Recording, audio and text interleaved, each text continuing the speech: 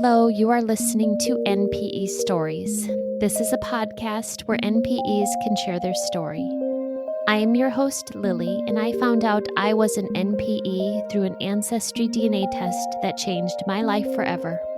NPE is a term that stands for Not Parent Expected or Non-Paternal Event.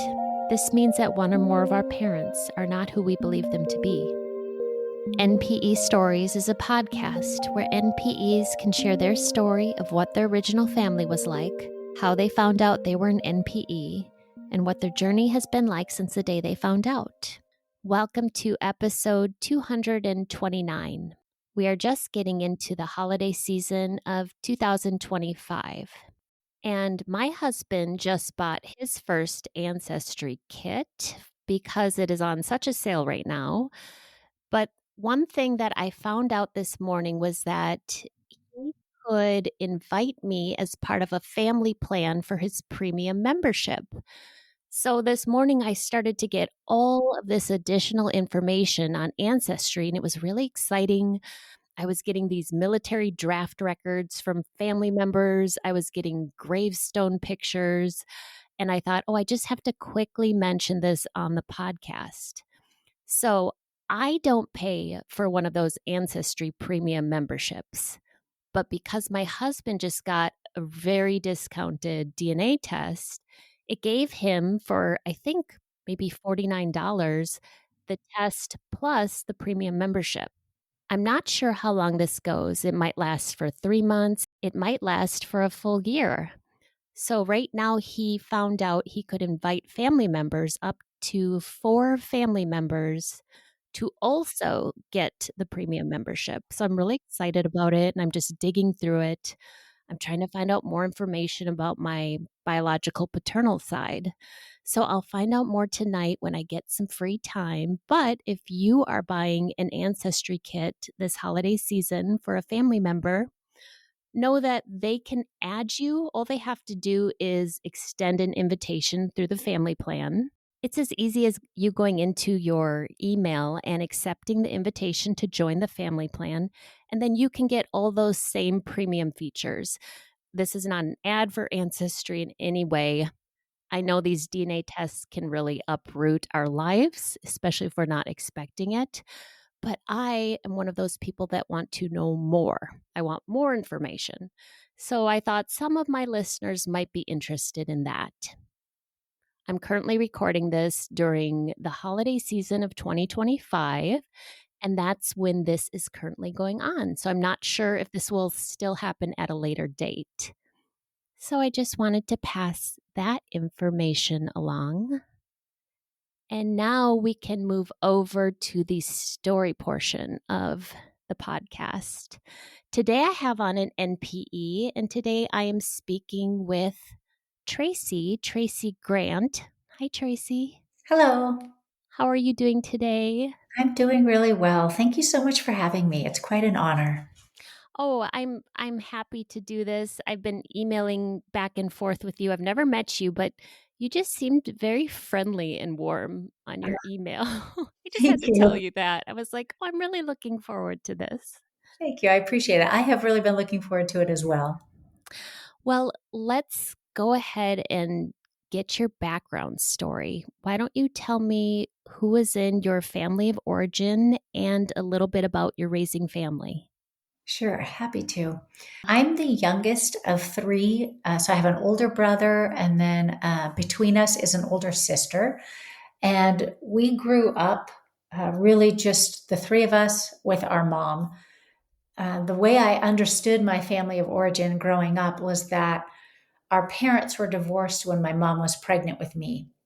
So, while my brother and sister had a time in their lives where our dad was present in their home and as a part of their family unit, I never had that experience. And where I sort of developed that narrative, I really don't know. But that's the narrative that I always had in my mind and that I would share with friends as I described, where's your dad? Because interestingly, as a Gen X person growing up in the 70s and 80s, I never had one single friend who had divorced parents. So I was always a bit of an anomaly, and people wanted to know, like, where's your dad?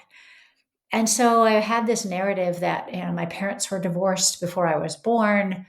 Where I came from, I sort of joked like maybe the result of, a makeup from one last fight before their marriage was finally over. And our dad lived in another state. We live in the state of Washington in the Seattle area, and he lived in Alaska. I only have one memory of the three of us going to his house to visit him when he lived in Washington, in a suburb about 20 minutes away when I was very young, before he moved with his second wife and our step siblings up to Alaska in the 70s. And only one time did we ever go there to visit him. And we only saw him maybe once a year, sometimes once every other year. So he was a very distant, very hands off parent. And when we did see him, it seemed to me he was he was not a great father by any stretch of anyone's imagination. But when we did see him, it seemed like he was very attuned to my brother as much when he was present. My sister was always the most desperate for his attention, for his love, for his approval, which she sought all of her life, and really until the end of his life, in the most desperate way of the three of us. But he was particularly cruel to me in really pointed ways, particularly for that time that we went to Alaska to visit him.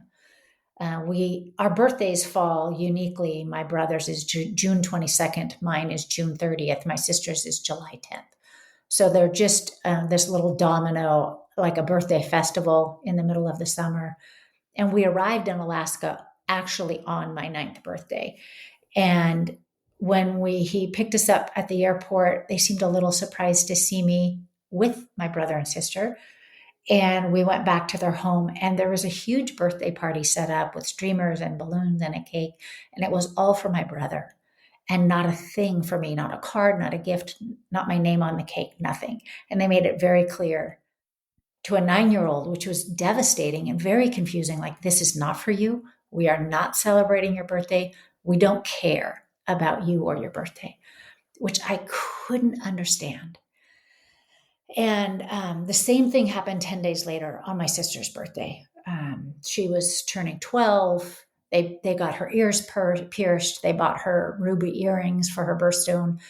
And that night she asked him to tell the stories of each of our births, which my brother's birth was very traumatic. He was huge, almost 11 pounds. My mom almost died. And then my sister's birth, he was allowed to actually be present in the labor room and see her be born, which was a very new thing then in the middle of the 60s. And then he was done telling the stories. And I said, like, wait, what about me? Tell the story of when I was born. And he said to me, you know what? I didn't know you were born for 3 weeks. And when I found out, I didn't even care, which was, again, a devastation to me as a 9-year-old. Oh.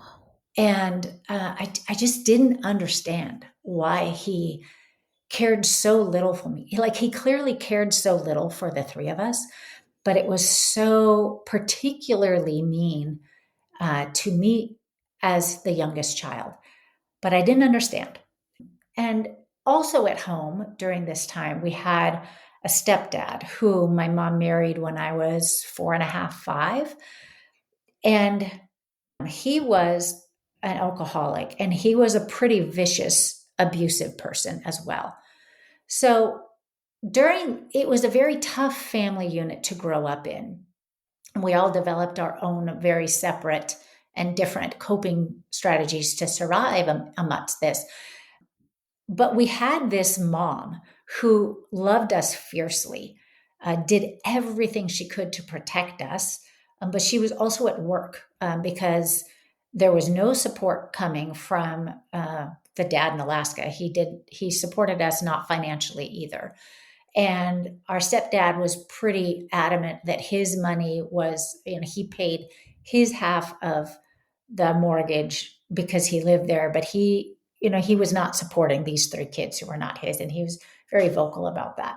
So she had to work very hard to support us, which she always did. We always had, a stable home. We always had food. Those parts of our lives were stable. We never felt insecure in that regard. But when she wasn't there, particularly, he was extra vicious, our stepdad. And then when there was a lot of turmoil when I was 12, my sister ran away to Alaska to live with her dad. My brother just graduated from high school, who was just very much a protector of me. He protected me from, just typical neighborhood bullies. He stepped in when my stepdad was being particularly vicious if my mom wasn't home. He was just a safe harbor for me. And he just simply graduated from high school and went away to college. So he was gone. And my mom divorced my stepdad. So that was a lot of loss of all of these people in my life, all left in a short amount of time. But that also left me with just my mom. And finally, there was peace in our home. And it was just the two of us, and we became extremely close. And but then there came, some more turmoil within a semester. My brother's girlfriend got pregnant. A semester of college, my brother's girlfriend got pregnant. He dropped out of college. He joined the army, and now they were very far away, like in Germany on the other side of the world. And a family friend who everybody seemed to know quite well. I didn't have any recollection of knowing him, but everyone knew of him, and an old family friend of my mom started coming around, who was just this lovely human being. He started really helping support my mom, helping support my brother through this like major life redirection, if you will. And he started showing up at my sporting events, my soccer games and my softball games, especially when, my mom was still a single working mom, and he would be there at times when she couldn't be there. And it became clear that he and my mom were developing a dating relationship. And this went on for years. It started when I was about 13, and he started becoming present for me in my life in a really beautiful way, in a way that no one else clearly ever had been. When I was a senior in high school, I had what would seem to be a very distinct and treasured honor of being elected homecoming queen. And I remember confiding to a friend, my dear friend. She said, it just seems like you don't even want this. Like you're shying away from it. You're hiding from the things that people want you to do.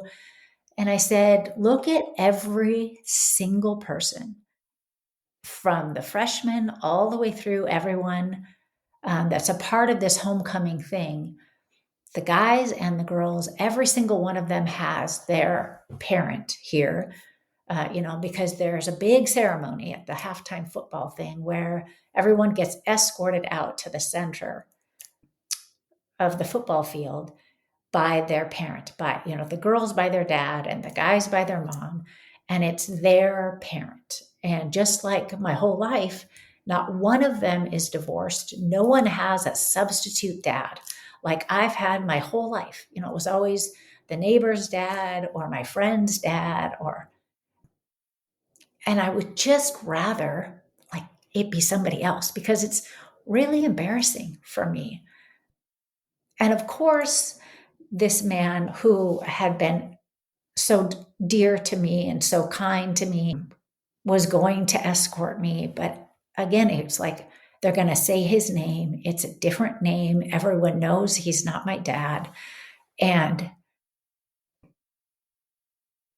it was just this mixed blessing, if you will, a double-edged sword, if you will. And then I graduated from high school. I went off to college, and the guy who I had been dating for a couple of years at that point, about halfway through college, we got engaged. We were going to get married, and my mom and I, that year that we got engaged, of we were going to get married in June, and it was Memorial Day weekend. And we were taking a road trip from Seattle. We were leaving early Friday morning to drive down to the San Francisco Bay Area to watch my brother, who had made his way onto the Army wrestling team and then the United States World Wrestling Team. He's a very accomplished athlete. Went on to, compete for Olympic teams, and we were going down to watch him actually in the Olympic trials. And like I said, we were very close. So this road trip was super exciting. I couldn't wait. I came home early that morning from college and packed up the car and we're headed out.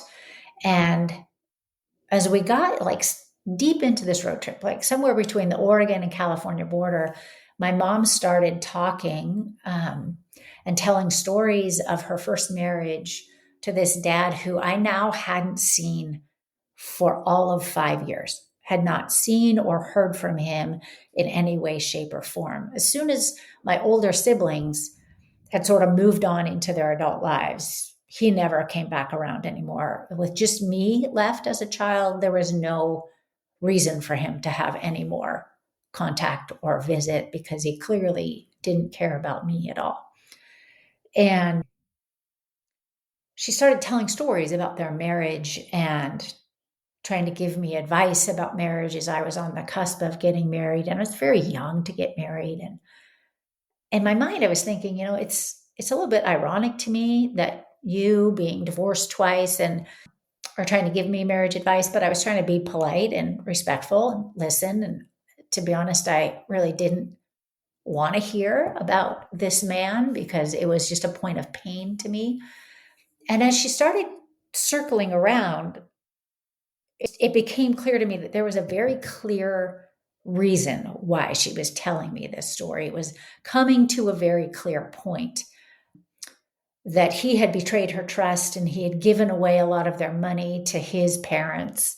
And she, without her knowledge, and that was a deep betrayal for her, she gave him an ultimatum like, you get that money back or I'm moving out. And this was before my older sister was born. And he didn't get the money back. The end of the month came and she moved out. And it was 6 weeks before my older sister was born. She's 3 years older than I am. And her advice to me was that it's really dangerous to draw these hard, fast lines in the sand and make ultimatums that you can't back down from. And pride in a relationship is very destructive. And she kept talking around this as this realization was coming into my mind like, wait a second here. You separated from him when you were pregnant with my older sister, and you never backed down, and you were never together again. Where did I come from? She looked at me and she said, this is what I actually wanted to talk to you about. So after your sister was born, I had to go back to work when she was only 4 weeks old because I was on my own. And she went to work for this gentleman, this old family friend. His name is Marco.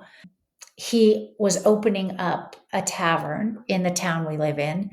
And she was going to be, help him with the books and help him with the business end of things. She's very good with numbers. She's very smart. And he was married. He had 2 kids. She worked for him. Eventually, they started having an affair, and she became pregnant with me. But she was still married.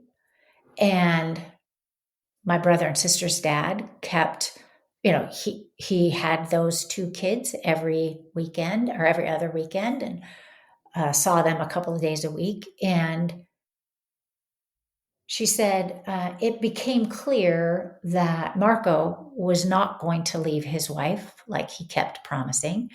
His family was intact.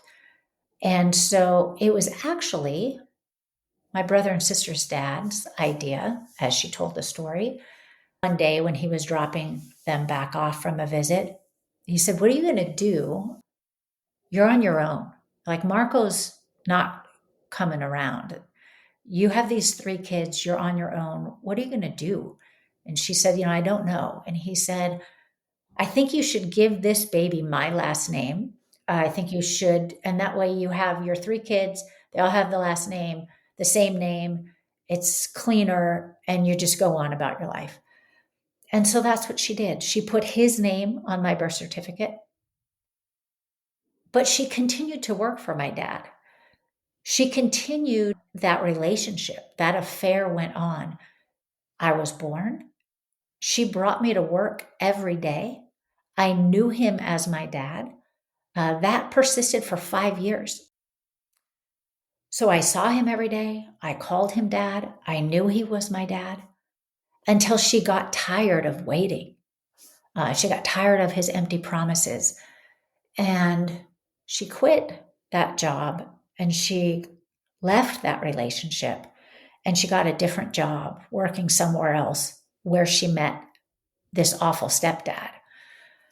But in that same window of time, and this is where this story gets really confusing and actually traumatic, because I have no memory of that.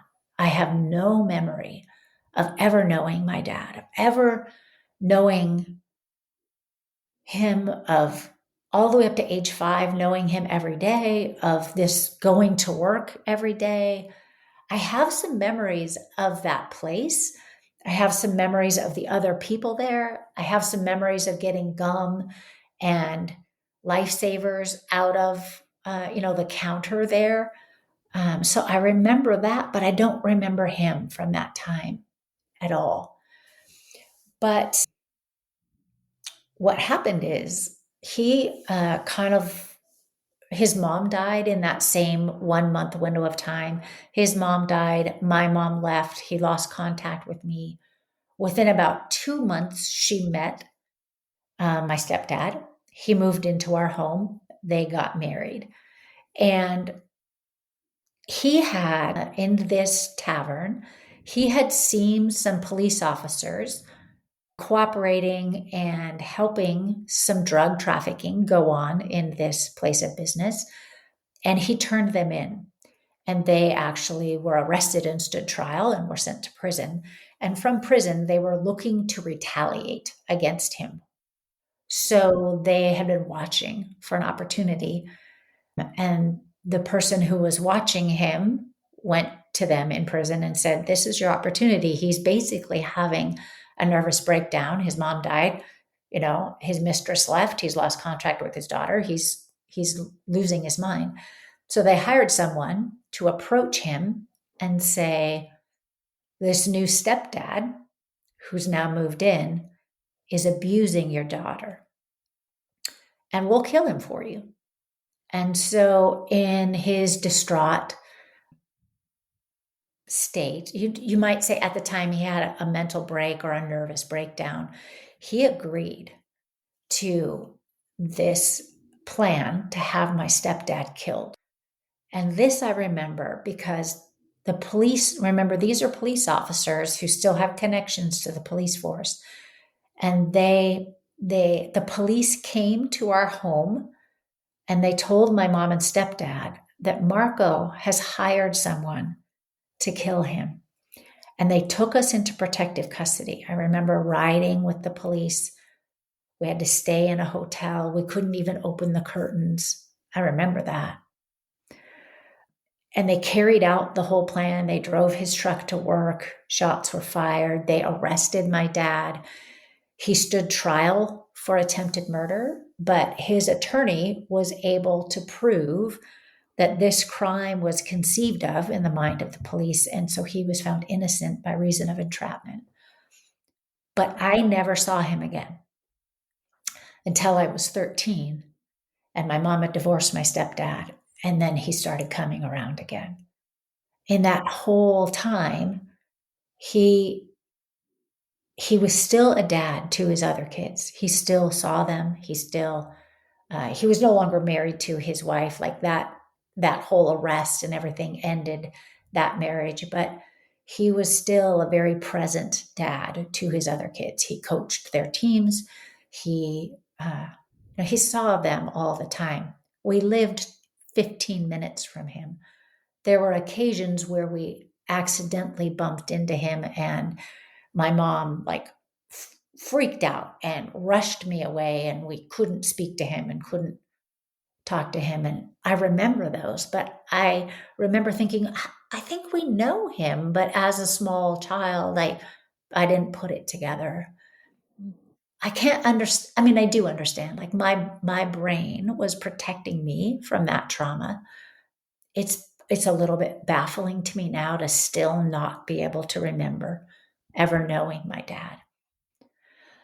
But in that car ride, when my mom was telling me all of this, she kind of took like three different approaches. The first one was like, I made this decision. I put your brother and sister's dad's name on your birth certificate. We raised you all the same. He agreed to the plan. It was what was best for you. It was less confusing. I protected you from all of that chaos. I protected you from being, the child, the misfit child, the bastard child, if you will, from being rejected by his family. They would never have accepted you. I made a decision that was in your best interest. And when I got really angry with her about that, then she shifted tactics. Like, I don't know why you're so angry. What? I don't know what you're so upset about. You knew this. You just didn't want to talk about it. Like, you've always known this. Everybody knows this. Like your brother, your sister, your aunts, your uncles, your grandparents, everybody knows this. You just didn't want to talk about it, so we didn't push it with you, which also made me very angry at her. Like, you let a 5-year-old make that decision. What you've all done is keep a secret from me. You have all, every single one of you, betrayed me and made a fool of me. You have let this man treat me horribly. You have let me think my father hated me. Do you know the devastation that has been to me as a child, my whole life? And you have stood by and watched that because it was easier for you, because it kept you from being the one who had an affair. It kept you from being the one who had to stand up to your decisions. And you let me carry that. And then she would shift to back and forth between these stories and these scenarios. And she would be like, nobody else knows. This is a secret. Like, nobody else knows. I'm like, yes, they do. And as I would talk to my brother and sister, they would be like, yeah, we were told not to say anything. But of course, they're children, so they would slip up. And I could remember the times when they would slip up, but it didn't make sense to me. So I didn't put it together because, again, I was like 7 or I was 9. My cousins all knew. And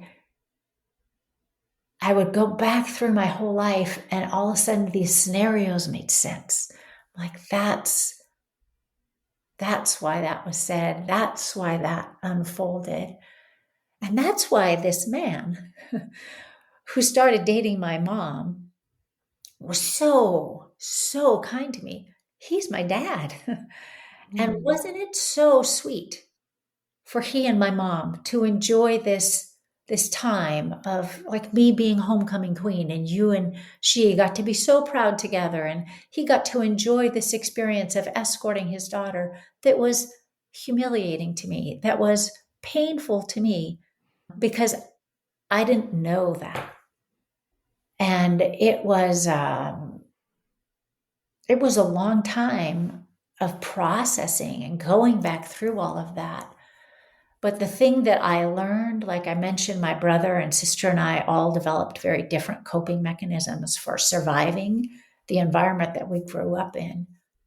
And mine was to be a very, very good, to be the one who never caused any trouble, to be, just as compliant as I could possibly be, to try to stay off my stepdad's radar screen, to be quiet, to not cause any trouble, to get as good a grade as possible, to always follow all of the rules.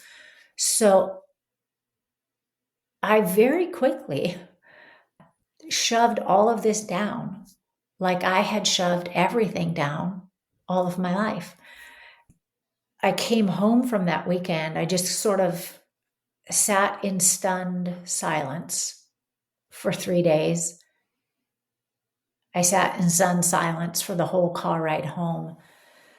I said to my fiance, I'm like, I am so very sorry to do this to you, but I absolutely cannot get married in a month.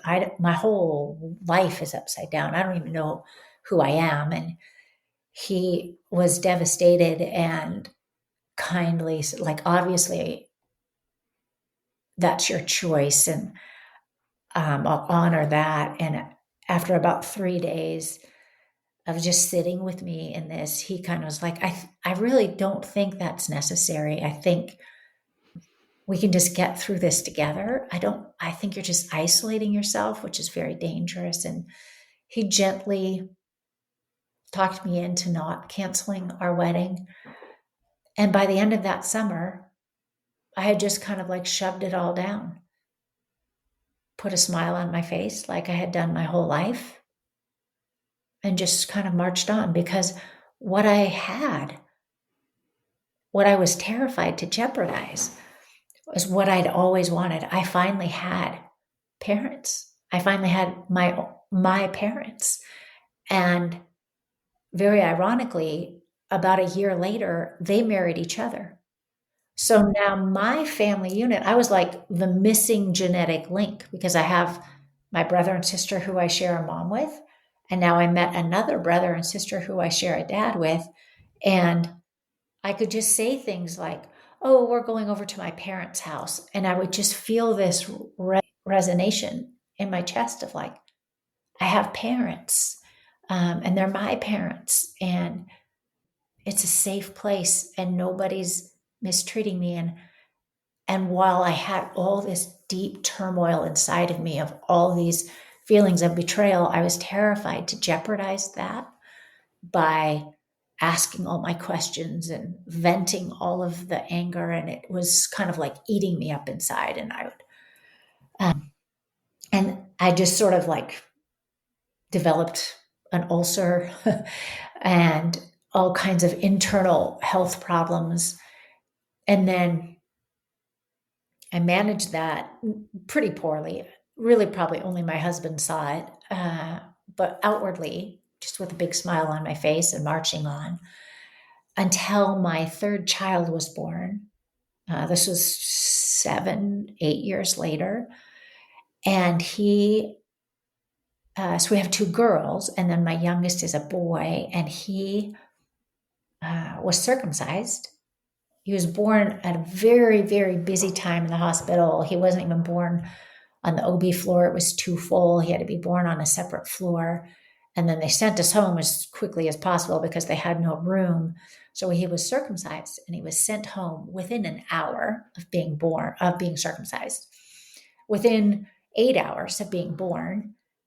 And they said, like, this is going to bleed a little bit. So you're just going to have to watch it and, put some Vaseline on it and keep your eye on it. And so it was about 10 at night by the time we got home. And there was quite a bit of blood in his diaper, but I put some Vaseline on it. I kind of noted it to my husband. He's like, yeah, that seems so, but that's what they said. So I fed him, I put him to bed about midnight and I hoped he would sleep well. Our first baby slept through the night the day she was born, and our second baby cried her whole first year of life. So I was like, please, Lord, let this baby sleep. And I woke up about 6 a.m, like needing to feed him. Like my breast hurt so bad.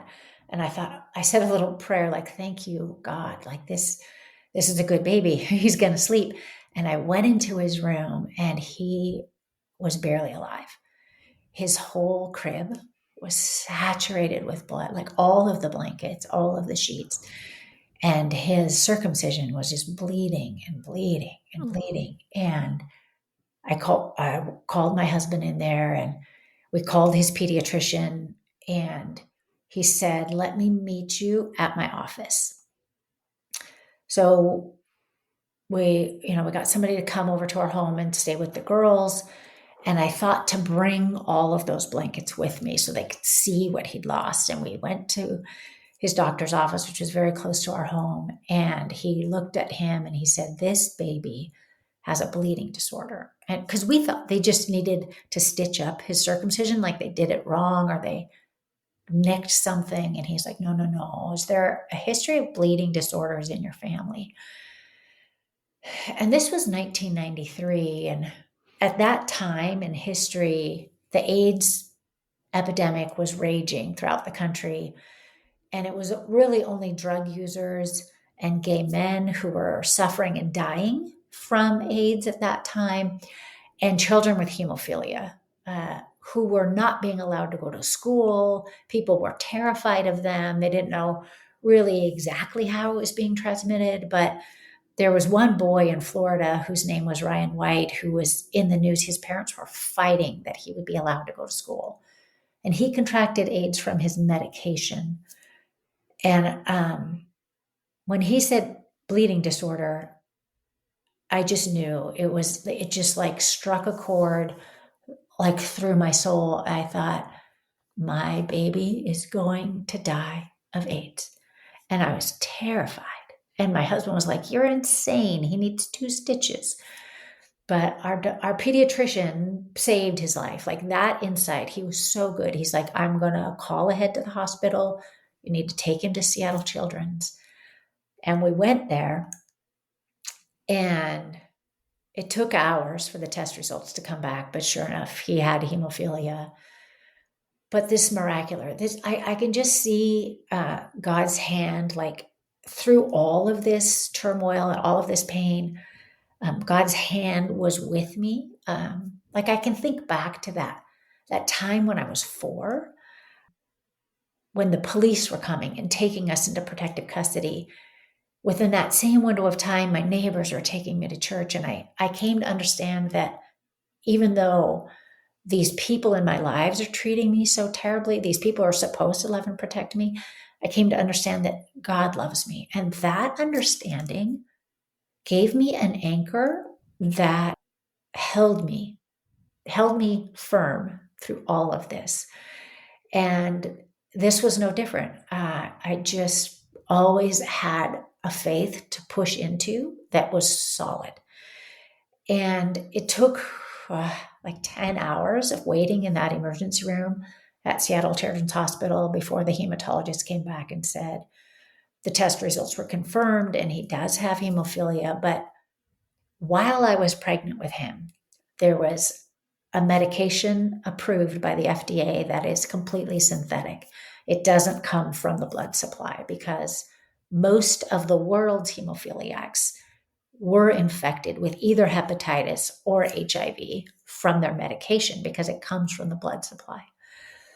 But his would not come from the blood supply. It would be synthetic and he would be safe. And he had to stay in the hospital for another week while they got his blood count back up and they got this circumcision to clot. And we had to have all this genetic testing done. And what the genetic testing proved to try to find where did this hemophilia come from, the way it works genetically is it gets passed from mother to son. Women carry the disease, but they don't express it. It's on the X chromosome, and girls have 2 X's. Boys have an X and a Y. So if there's this genetic defect on their X, they have the disease. If girls have this genetic defect on their X, they have another X, so they have a backup system. And when the genetic tests came back, they said, this disease, this genetic defect, the X that you inherited from your father, it's healthy in him. At your conception, this gene mutated and you carry it. You have one genetically defective X that came from your father. And then that's the one that got passed to your son. It did not get passed to either of your daughters. Neither of them carry it. And that knocked me on my butt. I could no longer push this down. I could no longer put a smile on my face. I had to face this. I felt like my conception was illicit. It was a part of an affair. It was covered over with a lie. and right down to my DNA, there was something very wrong about me and my existence. And now my baby almost died from it. He has this disease that who knows what it will mean for his life. And it devastated me. And it was a very long road back. I will say every time I entertained those very dark thoughts, I just felt God's love say, like, no, no, no, I'm here. I love you. I love your child. I have a plan for you. And I will tell you, my son, who's now an adult, who now has his own newborn son, is as healthy as I am. Like, he has suffered absolutely zero complications in his life. He has absolutely zero ability to clot his blood. He could actually just start bleeding internally without injuring himself. That's how severe his hemophilia is and how much he lacks the ability to clot his own blood. And yet, like, his doctors just look at him, they're like, I've never heard of somebody who is as severe as he is, who's as healthy as he is, because hemophiliacs end up with very crippled joints. They can bleed into their large muscles, into their organs, most dangerously into their brain, and end up with really profound health complications. And he has just had none of them, not one. I just can see, I think you can always see blessings looking backwards. It's really hard to maybe sometimes see them in real time. And while it has been a long, hard road to walk, I think like my relationship with my dad, as he and my mom were married to each other for over 30 years until he just passed away a couple years ago, it was, I think, as close as you could imagine as a starting point that it did. And the reason why is because we were able to sit down and have very honest and very hard conversations where he just said, listen, I made some terrible choices and I didn't protect you and I missed you and I'm so sorry. And he didn't try to justify, he didn't try to explain away. He didn't do what my mom did, where she would try to hide behind the shame that she feels for the choices that she made. And that provided some freedom to move forward together. Not that it wasn't always difficult, especially when my kids were little and it was the hardest in those first few years. And I was always asking myself, do I want these two people who were, to be honest, like not great parents and did not do a good job of protecting me? Do I want them to be my children's grandparents? And that was a very difficult and very conscious choice that I had to make. And they were amazing grandparents in a redemptive way, I would say. And I knew that I made the right choice at my dad's memorial service when one of my daughters gave a eulogy. I asked her to sort of speak on behalf of our whole family. And she said a lot of things about her relationship with my dad, who they called Papu because he's Greek, and all of the wonderful things that they did together with him. He was a very playful and joyful and kind of silly Papu with them. He would, have birthday parties for their stuffed animals and buy birthday cakes and, all these things. And he had a great imagination. He would make up all kinds of stories with them. And she said, she chronicled all of that, but she said, the most important thing, the life lesson I will cherish that has served me so well from my Papu is watching his relationship with my mom. And together they taught me the power and the value of forgiveness. And I thought to myself, I made the right choice, because so many times I thought, this is too hard and it requires too much of me. And, I really always said to my husband, maybe 5% joking, like, we need to move as away. We need to move as far away from these people as we can, and maybe we'll visit every 5 years. And he said, we can do that. But if you run away from your problems, you take yourself with you, and you need to stick here and work this out. Most recently, he said to me something different. It's the same thing, but in a different ways. Like, you can cover the whole world with leather, but it's more effective if you prepare your feet to be able to walk on it instead of just covering it. And it's hard work. I would say a couple years ago, I published a book. I wrote a book. Whenever I tell this whole story, with the attempted murders and all of that and all of its details, people just say, you must write a book. And I did. I'm a writer, so I did a lot of writing in my own process of trying to make sense of this.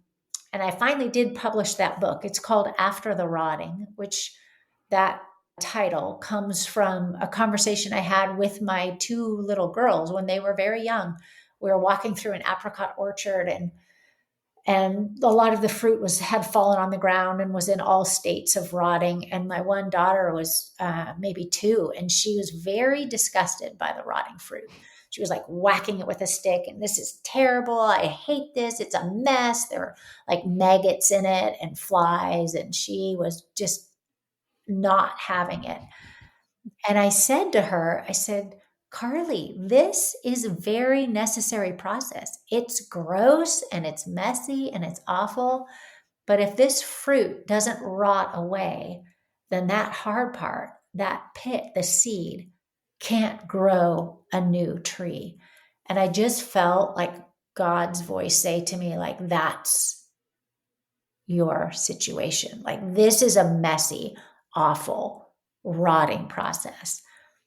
But you are strong enough. Like, the pit of character within you is strong enough. And I looked at those 2 little girls, and my son was sleeping back at home with my husband. That's the tree. And they need you to weather this process. And they are remarkable, healthy adults. And we have a remarkable, intact, very close family. I think in large part because of God's faithfulness and knowing that He loved me. And telling this story, I think, is really important, and not hiding away from the shame of it, so that other people, they may not have the exact same story, but whatever, if you have any thread of this story as a part of your experience, it's hard. But knowing that other people, you're not alone, you're not isolated. These things didn't happen to just you. There's a community of people out there, and you can draw from their experience, and you can take hope from their experience, and you can just take the next step because somebody else has. And that's why I published. That's why I finally wrote that book and sought publication. It has made my mom very angry with me. Our relationship was very fractured. We have found our way back to some semblance of understanding, but I think it's not what my dad and I had, because there's not that honest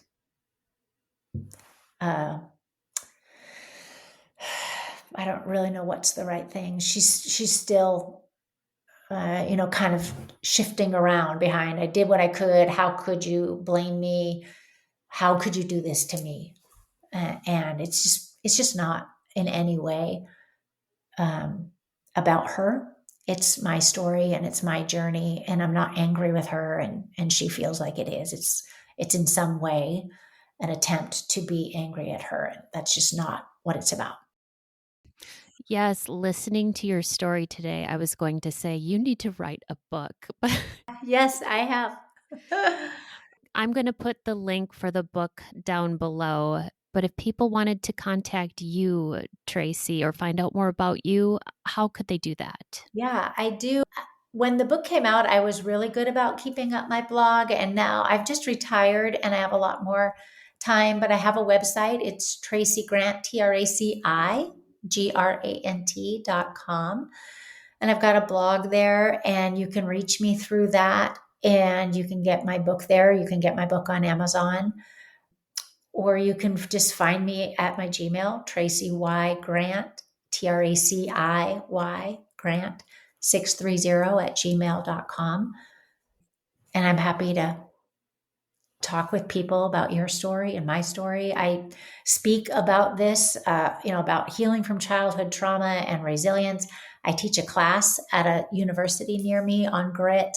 This is really my passion, to share this story and how God has brought me through it and how other people can walk their path as well. Oh, Tracy, I feel honored to have heard this today. Thank you for these resources. Thank you for sharing your story. I just so appreciate this. Thank you. It's been my honor to share it and to be here. And I just appreciate you doing this work for everyone whose story includes this journey. These stories are here for us to identify with. If you are an NPE and would like to share your story, email npestories@gmail.com. You do not have to give any identifying information. If you are an NPE and would like to share your story, I'd like to hear from you. Subscribe to this podcast to hear more. Come heal with us.